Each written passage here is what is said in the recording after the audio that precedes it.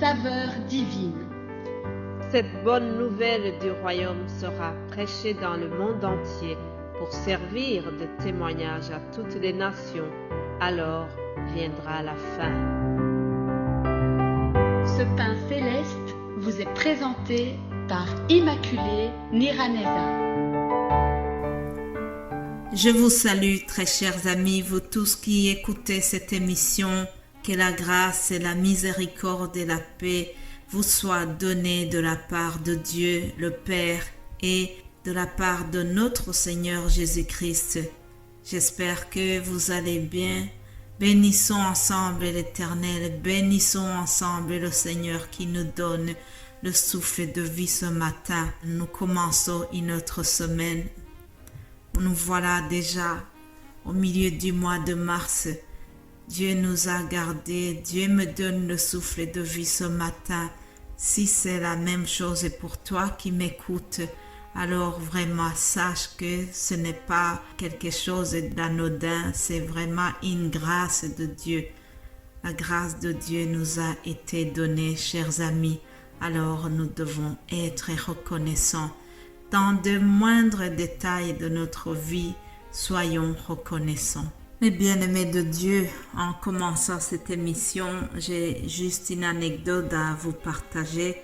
C'est que quand j'étais toute jeune, j'avais une voisine et elle avait un bébé et son bébé pleurait souvent. Et alors ce mari disait chaque fois: consolez, consolez cet enfant. Il ne supportait pas d'entendre même pendant une seconde l'enfant pleurer.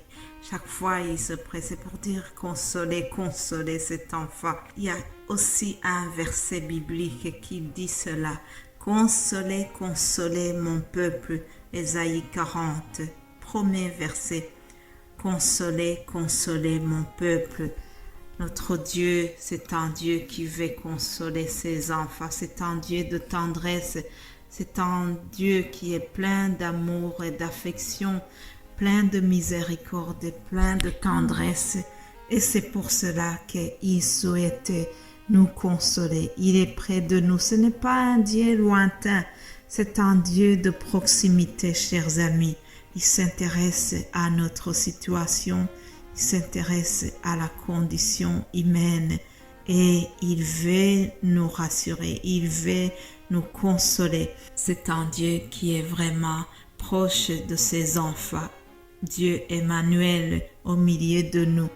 Alors ce matin aussi, il veut nous consoler. Peut-être qu'il y a des choses qui t'inquiètent, peut-être qu'il y a des déceptions, des frustrations qui sont dans ton cœur, mais Jésus-Christ est là pour nous consoler. Il est avec nous, il veut cheminer avec nous, il veut partager nos douleurs, il veut partager nos déceptions, il veut nous consoler, il veut porter nos fardeaux. Alléluia. Alors, toujours dans cet élan de consolation, je vais vous lire aussi Ésaïe 41. Ésaïe 41 au verset 10. Il est écrit: ne crains rien, car je suis avec toi. Ne promène pas de regard inquiet, car je suis ton Dieu. Je te fortifie, je viens à ton secours. Je te soutiens de ma droite triomphante. Alléluia. Frères et sœurs, je pense que je n'exagère pas si je vous dis qu'il y a beaucoup de sujets d'inquiétude pour le moment. Nous entendons les bruits de guerre autour de nous. Il y a également la hausse des prix qui n'arrête pas. Il y a les maladies de toutes sortes. Plein de sujets d'inquiétude, plein de choses qui pourraient vraiment nous perturber. Pourtant, au milieu de tout cela, l'Éternel nous dit: je te fortifie, je viens à ton secours. Il dit: ne crains rien, je suis avec toi.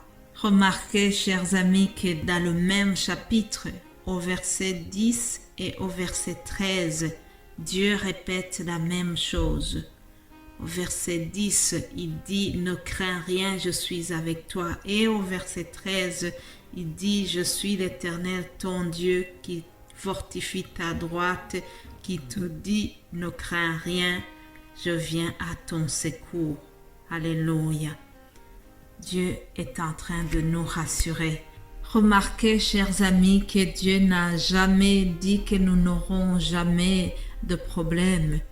Cependant, il nous rassure qu'il sera avec nous. Rappelez-vous lorsqu'il nous dit dans Ésaïe 43, « Si tu traverses les eaux, je serai avec toi, et les fleuves ne te submergeront jamais. Si tu marches dans le feu, tu ne te brûleras pas, et la flamme ne t'embrasera pas, car je suis l'Éternel ton Dieu. » Alléluia.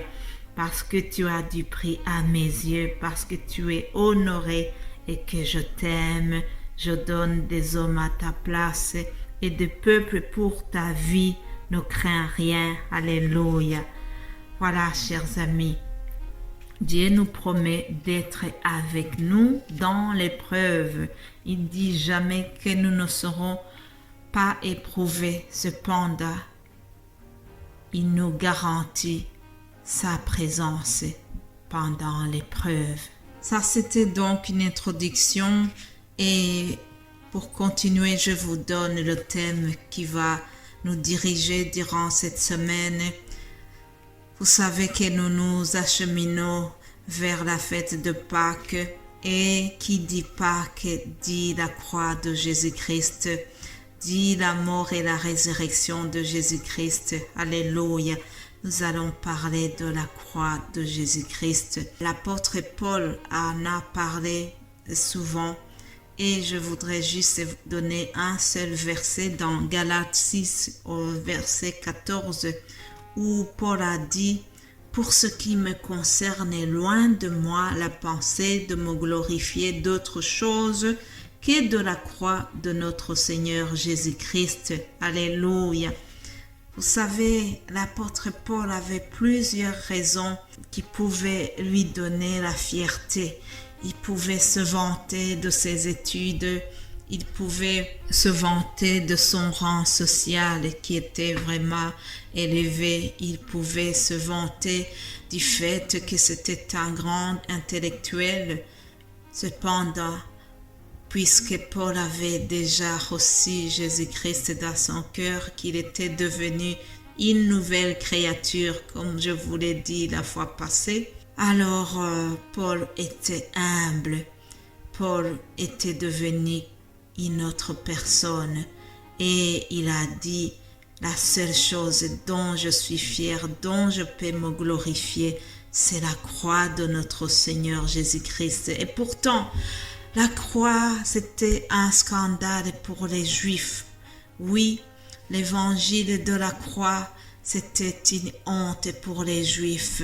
Et cependant, Paul avait, lui, compris qu'il doit se vanter, il doit se glorifier de l'œuvre de Jésus-Christ à la croix. Voilà, chers amis, c'est cela que nous allons partager dans les jours à venir.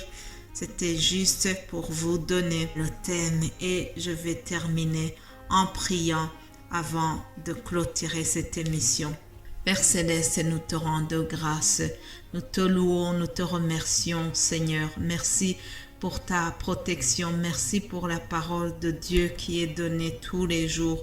Merci pour mon frère et ma sœur qui m'écoutent. Je prie que tu bénisses chacun de nous, Seigneur, que tu puisses vraiment visiter tes enfants, qu'ils soient comblés dans tous les domaines de leur vie, Seigneur. La semaine qui est devant nous, nous voulons te la confier, que tu puisses vraiment nous combler de tes bénédictions, que nous puissions, Seigneur, aller de l'avant, que nous puissions, Seigneur, être réconfortés, que ceux qui sont dans la tristesse soient consolés au nom de Jésus-Christ, que ceux qui sont malades soient guéris au nom de Jésus-Christ, parce que je crois que dans tes meurtrissures, nous sommes guéris, et c'est la vérité, ta parole est la vérité, Seigneur. Alors, nous voulons vraiment nous attacher à ta parole et déclarer que nous allons avoir des témoignages de ce que tu auras fait pour ton peuple. Sois béni au nom de Jésus-Christ. Nous avons prié. Amen. Amen.